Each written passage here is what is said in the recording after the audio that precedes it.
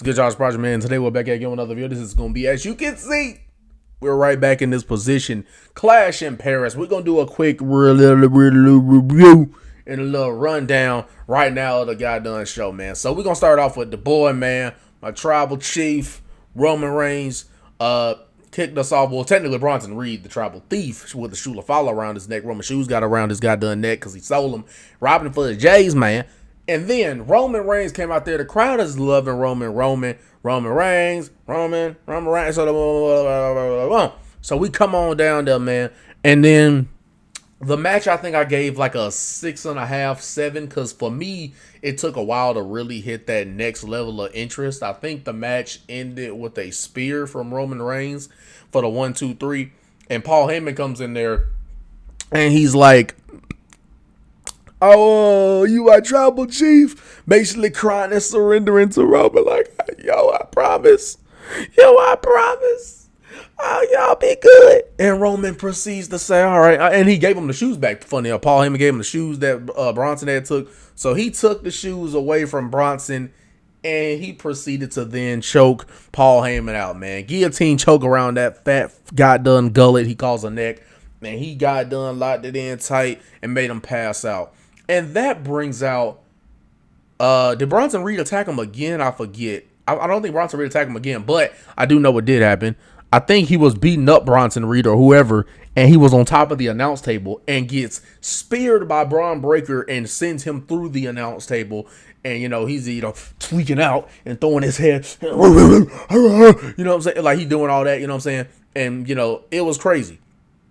Then he came back to spear Roman again, and Jey Uso comes out there. He gets beat up for his troubles, and then Bronson Reed hits both of them with a tsunami, and it ends up having Roman leave on a stretcher. So Roman has to be on that stretcher again. And I was watching this whole thing while I was on vacation. You know what I'm saying? I just got back today. It was a lot of traffic and stuff like that, so I'm getting here later. But fun trip and all that good stuff. I posted a few shorts, you know what I'm saying? But anyway, yeah, so that's how that went. And I gave the match like a 6.5, 7, because for me, as I was funny enough watching it on the beach, it kind of took a while for me to get really fully interested in the match personally. I just kind of really didn't see a whole lot of like high impact action. It was a lot of, which I'm fine with a match starting out slow, but I feel like it was a lot of that. And it didn't really, to me, get to that next level of greatness. It was cool. I say the match was cool. That's why I say 7 out of 10, because it was a cool match, but nothing that really, sent you over the edge. But that's how they ended it. Roman obviously going to be gone for quite some time. I don't know if we see him at WrestlePalooza, even though it is a big deal because it's the first PLE streamed on ESPN. Don't know if he's going to be there, because that's on, as you can see, the date was August 31st when Clash in Paris took place. But he will be coming back. I'm not sure. WrestlePalooza is on September 20th, so that will be less than a month if he even makes it to that. But for me, I ain't going to lie, that was more or less for them to take out Roman Reigns. But for me, as I was watching it, I was like, man, this is like a long afterbirth. Like, it was like we were like 40 minutes into the show. By the time the afterbirth, the match, the promo package, entrances, and all that, by the time the first match, like everything that had to do with the first match was over, it had been like 45 minutes of the show. I'm like, really, bro? We're almost an hour in and we've only gotten past the first match. That's crazy. But anyway, next matchup was Street Profits versus Wyatt Six. Like I said, 6 out of 10 match. The action was fine and everything, but there just didn't. It kind of lacked that overall importance. Maybe there should have been further teasing of a breakup between the Street Profits and everything. But it ended with Wyatt Six hitting there. I think it's like a suplex into a power bomb. It ended like that after Uncle Howdy had hit a Sister Abigail on the Montez while the referee wasn't looking, and it just ended like that. So nothing crazy, nothing special, nothing forwarding a story or anything like that. So that's how that match went. You know what I'm saying? By this point, I was 2-0 in predictions. I had made my predictions before the show started, 2 days before the show started and everything. But moving on, because I don't like to hold y'all too long. You know what I'm saying? I used to make these videos like 30 minutes, but I'm like, nah, it don't need to be that long. Y'all don't need to be here that long. Anyway, moving on to the third match, which I figured was going to be 6 matches on the card. I figured this match was going to be in the middle, and it was probably the worst match of the night. It was Becky Lynch versus Nikki Bella. Get us about a 5 out of 10. It just lacked interest, and to me, it wasn't like they were just cluttering it, or it was like a cluster fuck or anything like that. But I do feel like there were times where like their chemistry was a little off. Like I think Nikki Bella went for like a springboard off the middle corner into a crossbody. Nobody was there. Like it was nobody. It wasn't even like a Becky moved out the way. She just wasn't even in range. And so Becky improvised by going for the cover. Then there was a table spot where she was banging Becky's head on both of the announce tables, like one this side to this side. And Becky's head didn't even look like it was hitting it. You know what I'm saying? It just like it wasn't in a when it wasn't like you could do it in a way where it's like, okay, you could believe her head is hitting it because it's coming really close. It was like not even close to hitting the table. But just not much memorable from this match. And they ended up, funny enough, booing Nikki Bella and cheering Becky Lynch. And Becky's supposed to be the heel and Nikki's supposed to be the face. But they said, nah, Becky's more interesting to us. You know, it's just that's the thing with Nikki Bella is, I mean, it's not like she necessarily was known for being an in-ring technician or anything. So it's not like that was something to go home about. And even though she has her fans, I just don't know if anybody really was like clamoring for like a Nikki Bella, return or another run like how they are at AJ Lee, which will play into what I'm about to see. Well, we're about to see towards the main event, but like a AJ Lee and others, like that was more of like a whoa, fans want this back. I don't know if Nikki Bella, even though she gets a reaction, even if it's not like massive, right? She gets a reaction. So, cool for her, but I just don't know if anybody was clamoring for it, and that's what it kind of reflected in this match. So, yeah, this was probably the worst match of the night. It just didn't really have anything that really gave you any care towards it, you know what I'm saying? It just wasn't a match that really set the world on fire. Moving on, match after this, the fourth match of the night, and I was 3-0 in predictions by that point, was the Donnybrook match. Now, a lot of people would say that Sheamus versus Rusev was the best match of the night. I wasn't able to fully pay attention to this match because I was getting back from the beach and I had to take a shower. So I missed like a quarter of this match, I feel. So I can't have a fair enough judgment. I mean, I know, Sheamus had went through a table, or one of them had went through a table or something like that. And, they did all type of stuff, hitting each other with kendo sticks. I think Sheamus hit him with the shillelagh and all that type of stuff. So they fought it in the crowd a little bit. So a fun little match. I guess I can get that like a maybe 8.5 out of 10 match right there. And so that's how that went. And what else? Yeah, that's how that went.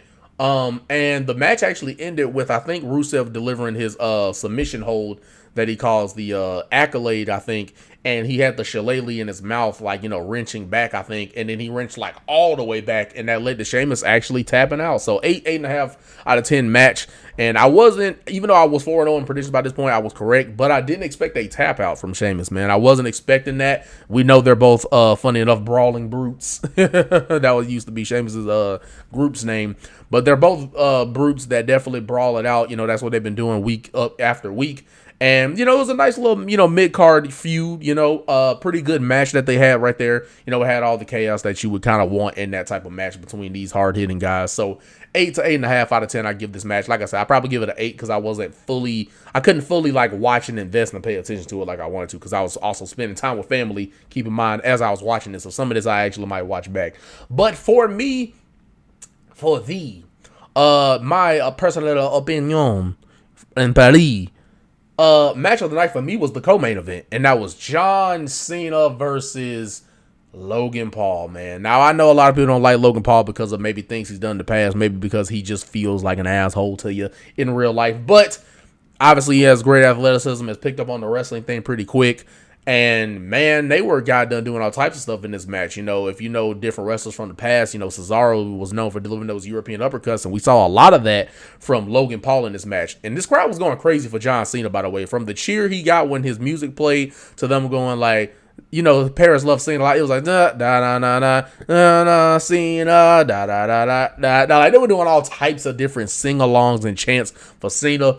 And a loud "You Can't See Me" when he would do the "You Can't See Me" and stuff like that. But Logan Paul, hits his usual type of moves. What I'm saying? Hits his blockbuster and his, flip over the top rope into the clothesline, and the he did like a swanton into a standing moonsault. John Cena even pulled out a couple of moves. Logan went from like a power bomb, and we got a Cena Kanrana, Cena delivering a Hurricanrana. We got Cena hitting an End of Days of Baron Corbin's finisher, hitting the End of Days in this match. Logan Paul delivered a freaking zigzag Dolph Ziggler's move, and then John Cena delivered a Styles Clash. AJ Styles is finished. So we were seeing a lot of different wrestlers that maybe Cena has faced in the past, and we were seeing a lot of their finishers and stuff delivered in this match, and they were kicking out of all of them.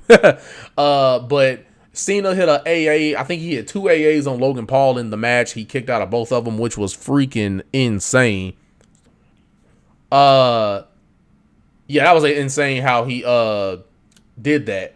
But how they had Logan Paul kick out of both of those. Not that we haven't seen people kick out of his finish a couple times, but anyway, it's just funny seeing like Logan Paul of all people being the one to kick out of it. But Logan Paul actually ended up bleeding a little bit in this match, you know what I'm saying? And he even, did a point in the match where he got a little too cocky and tried to do the 5-knuckle shuffle and the You Can't See Me, and Cena ended up countering it, I think, for a little bit. And we even see, Logan Paul, I think he delivered like a pop-up uppercut. That was nice. Even though it didn't fully land how they probably should have or how they wanted to or whatnot. But yeah, he went for the 5-knuckle shuffle, and then I think Cena countered it. But then there was a point in time where he didn't waste as much time, learn from what he did before, actually was able to hit it. And I think another thing that happened was Cena delivered a sunset flip power bomb. You know what I'm saying? That was nice. And the match ended with what I actually thought it would end with. As I saw the finish happening, I'm like, I feel like this is the finish. And it was Logan going up to the top rope. I forgot. Cena also kicked out of 2 splashes. Like, Logan did a frog splash off the top rope and then immediately did another one off the top rope on the other side. That was a nice kick out near fall right there. But yeah, the match ended with Logan jumping off the top rope, gets caught by Cena where he catches the guy, rolls it through, powers him up, throws him into the fireman's carry for the attitude adjustment. And then he went for another one, and I was like, okay, this is obviously the finish. Once I saw Logan go for the top rope, I was immediately thinking, okay, he's going to do the thing where he catches him, rolls through, hits the AA. He did that, and it actually kept going because Logan Paul, as he went for another AA to close it out, Logan hits his one lucky punch, which bounces Cena into the ropes. And I think Logan went for another one. Cena ducked under it, so they kind of both sold their signature / finishers. But boom, ducked out of the way, and then he hits an attitude adjustment onto Logan Paul again. So this is like a 4th one, I think, of the match for the 1, 2, 3. So I was 5-0 on predictions. 8.5 out of 10 match. I think I gave it an 8.5. Same with the Donnie Brooke match. I feel like this one's an 8.5 because it was a good match. It was fun. As much as like I said, I struggled at times to pay attention to these matches, but from what I did, feel like I fully absorbed, this for me was the match of the night. So great match. I know a lot of people didn't want to see, Cena and Logan, but I thought it was a good match. I thought it was a fun build as well. I think people aren't willing to accept change that Logan Paul is they don't want to accept the fact that Logan Paul is one of the future stars future top stars in the company. And because they don't want to accept that, and they want, AJ Styles, in there instead, because it's an old rival, the nostalgia, I get it. But at the same time, I think people got to learn to accept different people. You know what I'm saying? I get it. You could easily just go down the nostalgia run. But if you really want to show, whether Cena beats him or not, if you want to showcase, hey, these guys are the future, because, AJ's not going to be wrestling that much longer either. I think AJ said he's going to retire next year or the year after that. So he's going to be out of here next year, if I'm not mistaken. So, it makes sense to me to show. I get it, we would have wanted an AJ match, but at the same time, I was fine. I feel like a lot of fans don't accept when there's different ideas. They feel like it has to be AJ, it has to be this guy, that guy. You know what I'm saying? But I was willing to accept different ideas, and I ended up, like I said, having fun watching the match. So, fun match of the night for me. I think I gave this an 8.5. Really good match right there. Shout out to Logan Paul doing his thing, and shout out to Cena, pulling out more of the moves, man. It's funny. As a babyface, we've seen Cena pull out more moves, or the moves he was doing in 2015, 16. He should bring back that springboard stunner. I don't think he's too old to hit that. He should bring that back into the repertoire. But anyway, another match that we got was the main event of the evening, as Bruce Buffer would say over in the UFC. And I gave this match, like I said, maybe 7, probably near same as the first match. Only spot I remember in this match was CM Punk started off this match, and he got a big reaction, and the crowd was singing a lot of his song. Even when the song was over, they were still singing. So he did, excuse me, they did their part on singing his theme song. They gave Jey Uso and LA Knight their respective big pops and all that stuff, and sung Seth's song. That's a good alliteration. And yeah, so the match happens. Like I said, it was basically the whole story of the match was them working together to well, not getting along, but then realizing, hey, it's better if we get along to take out Seth. That way, we increase the chance that one of us wins the belt. At least it won't be him. You know what I'm saying? So they basically come to a point in the match where they all like stomp him out, and then LA Knight's like, yo, let's put his ass through a table. You know what I'm saying? And boom. Punk says, does the Devon get the tables except with Jay? Hits the Jay get the tables. They get the table, and then Jay actually super kicks Punk as they're about to like set Rollins up for it. He super kicks Punk, I guess, for super kicking him at the beginning of the match. But then LA goes for a spot off the top rope where he jumps from the ring post to the announce table, and Seth moved out of the way, and boom, fell through the table, and then then the finish of the match was Seth hits a stomp on the Jay who was out on the floor. Then he had a stomp on the LA who was just recovering from that announce table where he, missed the elbow. And then he hit I think Seth was about to lose to Punk after Punk hit 2 GTSs back to back. And a masked and hooded figure, or I guess hooded figure, comes into the ring, and it's a very slim body, so you can tell it's a girl. And it ends up being his wife, man. Seth's wife, Becky Lynch. And I think did she hit him with a low blow or something? She either pulled, I know she pulled some, I don't know if she hit a low blow or pulled him out or Seth out the way or something of getting pinned or something like that. But anyway, it led to, I think, Seth hitting a stomp. Was Punk's head through a chair? Or I thought it had something that involved a chair, and it was a stomp by Seth on the Punk for the 1, 2, 3. Even though most of this match Seth was holding his own, it kind of didn't require Becky to come in because Seth was like handling his own. And earlier in the night, I forgot to say, as they sent Roman on the stretcher, Adam Pearce did a backstage promo segment where he was saying that Braun Breaker and Bronson Reed were going to get fined and banned indefinitely if they showed up later in the night for Seth's match, or slash if they didn't get out the building. So that's why they weren't there to help him as they usually would have. And then, what else? Then earlier in the night when Seth found out they were banned, Seth was basically saying like, hey, I always got a plan, like everything's good and stuff like that. And this was his plan. Now at first, and not like a 7 out of 10 match, didn't really, go crazy, but it was, pretty fun. Like I said, I couldn't pay attention to this match as much either because again, out with family, we was trying to eat and all this other type of stuff. But anyway, moving on. The thing I thought about this finish with Becky getting in there, now some people looked at it as like, oh, she's officially joined the Vision. I ain't gonna lie, that could be the case, even though Monday Night Raw just ended earlier today. And she still didn't say she was a part of it, but she had a promo segment with Punk, and Punk basically was saying that, she was gonna make he was gonna make Seth regret cashing in on him and make Becky regret, basically slapping him, because that's what she did. She slapped him and stuff like that. But anyway,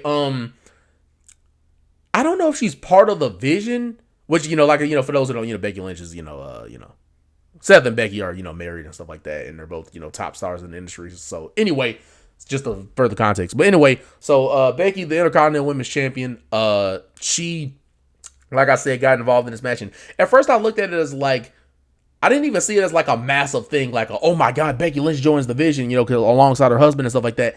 I thought of it more like, was this just a random finish they came up with so that there's a reason there's a way Seth can still get help in a way where it makes sense, right? Because it's the kind of, like, Becky has had nothing to do with this storyline. So it's like, or there was no tease leading up to this other than the backstage promo of Seth saying he always has a plan. There's never been any tease or lead up to there being like a fourth member.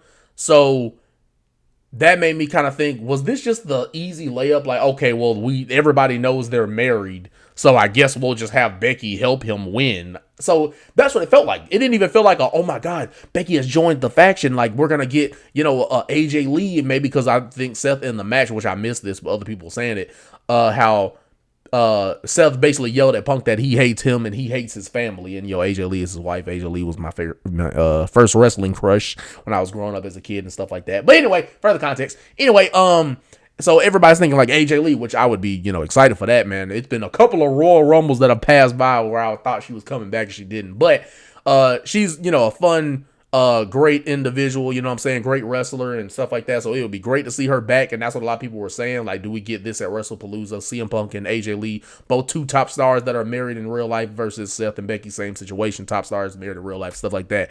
Mixed tag match at WrestlePalooza, since it's the first PLE exclusively on ESPN for the American audience.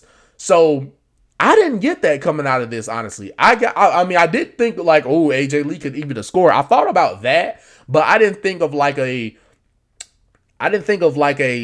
yeah, that way, you know, there's somebody to combat Becky. But I thought of it like kind of like,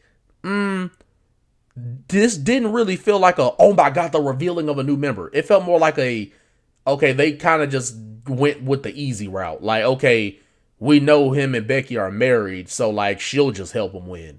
It felt like that. And it felt like a, oh wow, he got his wife to join the Vision. It felt like a, well, they kind of just went with the easy route. Like, okay, even though she has had nothing to do with the story, because everybody knows they're married, we'll just throw her in there because everybody knows they're married. It felt more like that than it did like, oh, she joined the faction. But could be wrong. Y'all let me know about that. But that's just what I got initially react to. I just kind of thought of like, oh, they just kind of went with the easy route. Like, okay, we don't even have to do any storytelling here because everybody knows they're married. But anyway, overall, I give the show, I think on average, I would give the show like a 7. I ain't gonna lie. It was a fun show. Crowd was great, as they usually are. You know what I'm saying? Friends did not let us down, as they usually don't. So yeah, they were great tonight as well on Monday Night Raw. But I'm able to be back. I'm gonna be back posting every single day. I mean, I was still posting every single day, but I'm gonna be like here present in the moment each and every single day. And I will be coming out with some banger reaction videos. Y'all clip up the reaction videos, share the content all over the place so that we can be on the up and ups of the God Done Consecrating world. So like, comment, subscribe before you go. That's what I meant to say. Wait, I haven't even put my freaking socials.